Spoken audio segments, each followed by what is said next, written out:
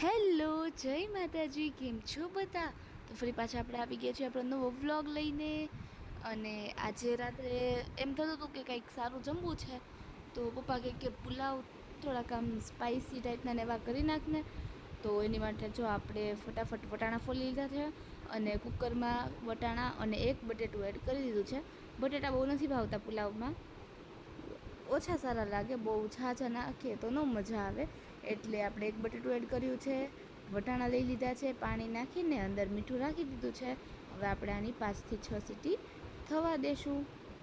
અને જે આપણા લગ્નમાં પુલાવને એવું જમીએ એવા એ ટાઈપના પુલાવ બનાવવાનો વિચાર છે, એટલે એ ટાઈપના આપણે પુલાવ બનાવીશું. જેના માટે આપણે ફટાફટ ગેસ શરૂ કરી દઈએ. ગેસ શરૂ કરી દીધો છે. હવે આપણે એક સાઈડ 10-15 મિનિટથી ભાત ઓલરેડી પલાળીને રાખી દીધા હતા, એટલે જો આપણે એ ભાતને ધોઈ નાખ્યા છે. ભાત એકદમ જોઈ પાણી પલાળેલું હતું એ કાઢી લેવાનું, પછી પાછું હજી એકવાર પાણી એડ કરીને પાછા ધોઈ નાખવાના અને પાછા થોડી વાર માટે પલાળી દેવાના, પાછા 10-15 મિનિટ માટે. અને પછી આપણે પાછા એમાં સારું જે ફિલ્ટરનું પાણી આવે એ નાખીને પછી આપણે એને ચડવા મૂકી દેવાના.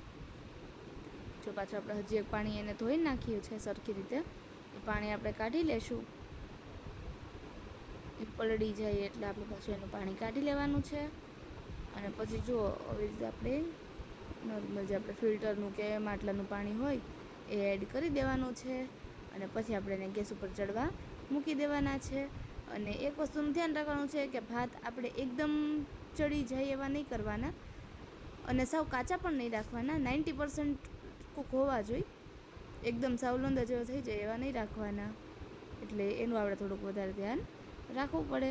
તોય તે મારે થોડાક વધારે ચડી ગયા હતા, જે આપણે ન ચડવા જોઈએ. તમે આગળ જોઈ લેજો, એનાથી થોડાક ઓછા આપણે ચડવા જોઈએ. ભાત જીરા રાઈસ માટે રાખીએ એવા ભાત રાખવાના.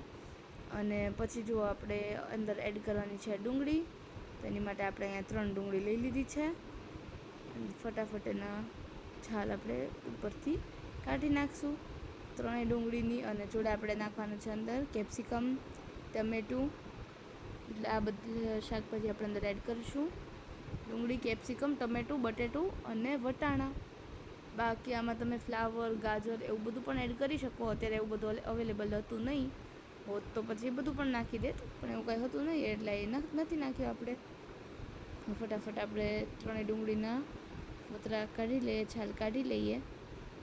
અને એ નીકળી જાય એટલે પછી આપણે એની લાંબી લાંબી સ્લાઈસ કરી નાખવાની છે. જો 2ની તો થઈ ગઈ છે. ફટાફટ 3જી ડુંગળીની પણ આપણે છાલ ઉતારી લઈએ. જો આપણે 3જી ડુંગળીની પણ છાલ આપણે ઉતારી લીધી છે. હવે આપણે ફટાફટ આ 3 ડુંગળીને ધોઈ નાખશું, કેમ કે એની જે બહારની છાલ આવે છે ને એમાં થોડુંક ઘણીવાર કાળું ઓળું લાગેલું હોય ને, એ મને ના ગમે છે. એટલે હું ડુંગળી એકવાર સુધારતા પહેલાં ધોઈ તો નાખું જ ત્યાં. તો જો આપણે ડુંગળી ધોઈ લીધી છે. પાછી આપણે એને પ્લેટમાં મૂકી દઈશું, પણ એની પહેલાં પ્લેટ પણ વોશ કરી લઈશું. મને ઘડે ઘડે રસોઈ બનાવતી વખતે હાથ ધોવા પણ જોઈએ, એ થોડુંક મારે ઓલું છે.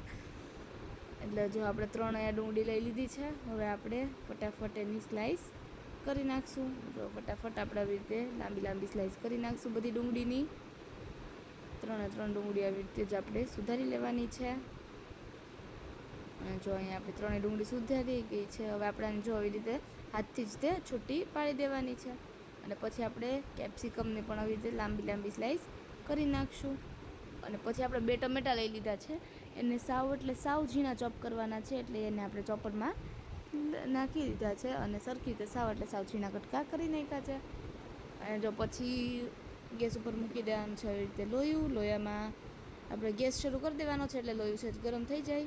એટલે હવે આપણે એની અંદર એડ કરી દઈશું તેલ. આપણે થોડુંક જાજુ જ એડ કરીશું.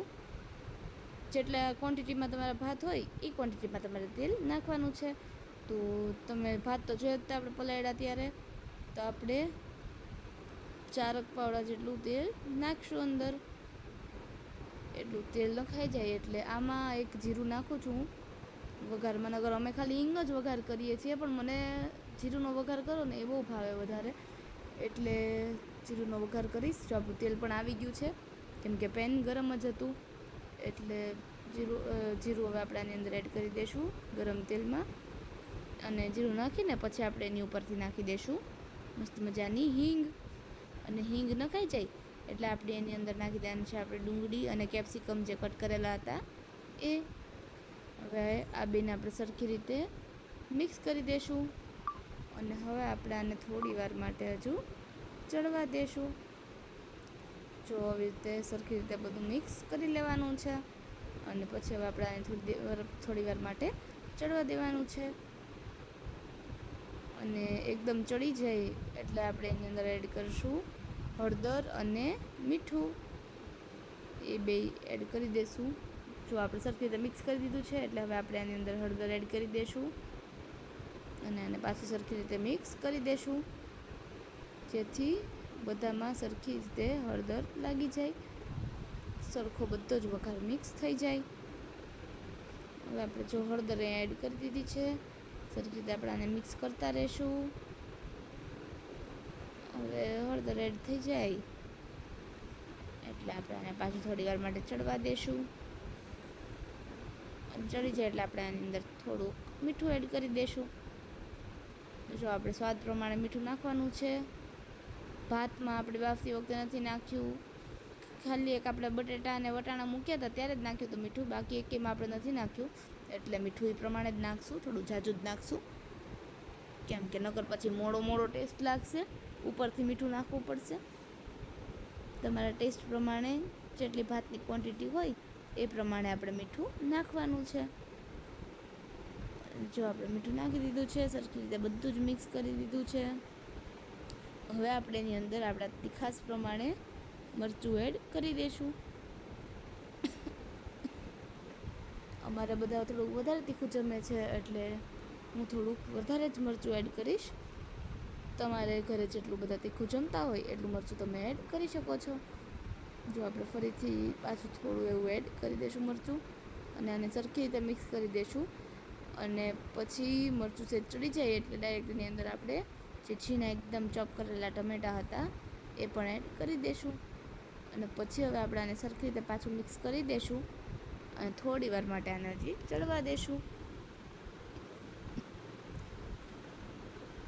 જો હવે આપણે આને મિક્સ કરી દીધું છે, અને આ બધું ચડી ગયું છે એકદમ.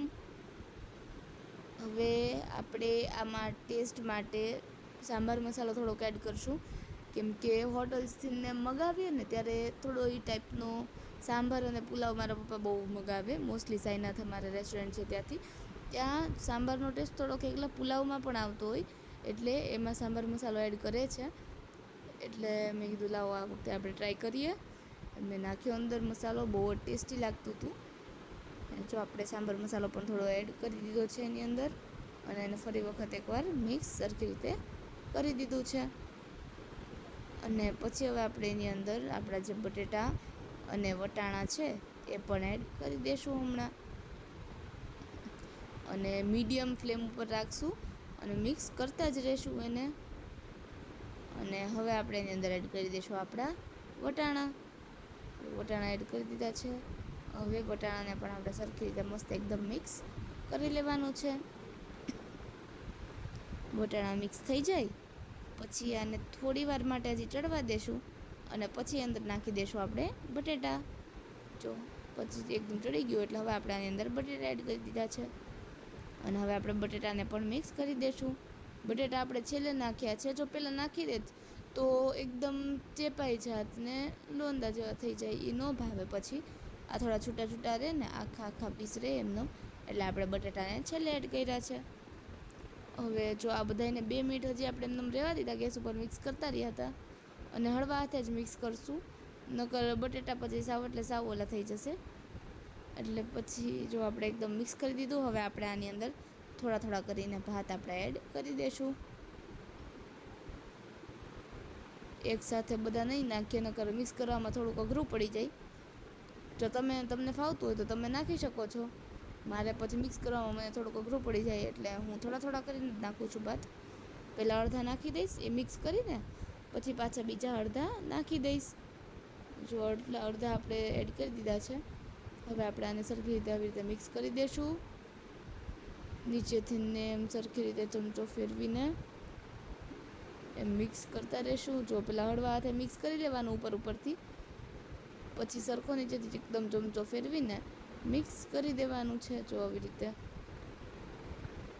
હવે આ સરખી રીતે મિક્સ થઈ જાય એટલે હવે આપણે આની અંદર પાછા જે આપણા ભાત હતા અડધા બીજા, એ પણ આપણે પાછા એની અંદર એડ કરી દઈશું.